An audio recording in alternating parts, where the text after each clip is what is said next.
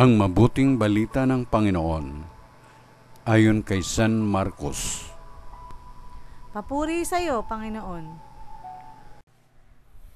Noong panahong iyon, si Jesus kasama ang kanyang mga alagad ay nagtungo sa mga nayon ng Cesarea, sakop ni Filipo. Samantalang sila'y naglalakbay, tinanong niya ang kanyang mga alagad, "Sino raw ako ayon sa mga tao?" Sumagot sila, "Ang sabi ng ilan ay si Juan Bautista kayo. Sabi naman ng iba, si Elias kayo. At may nagsasabi pang isa kayo sa mga propeta. Kayo naman, ano ang sabi ninyo? Sino ako?" Tanong niya. "Kayo ang Kristo," tugon ni Pedro. "Huwag ninyong sasabihin kaninuman kung sino ako."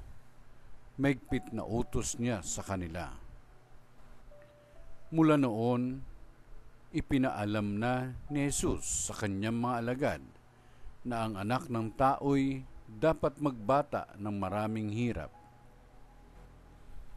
Siya'y itatakwil ng matatanda ng bayan, ng mga punong saserdote at ng mga eskriba at ipapapatay. Ngunit sa ikatlong araw, muli siyang mabubuhay. Maliwanag na sinabi niya ito sa kanila. Kaya't niyaya siya ni Pedro sa isang tabi at sinimulang pagsabihan. Ngunit humarap si Jesus sa kanyang mga alagad at pinagwikaan si Pedro. "Lumayo ka, Satanas! Ang iniisip mo'y hindi sa Diyos, kundi sa tao."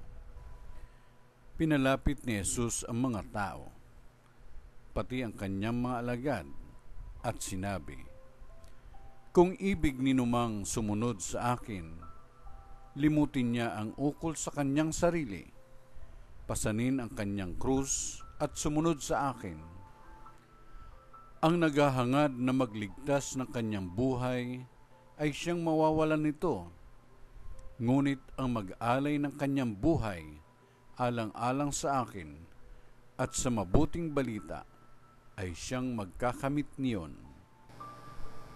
Ang mabuting balita ng Panginoon. Pinupuri ka namin, Panginoong Jesucristo.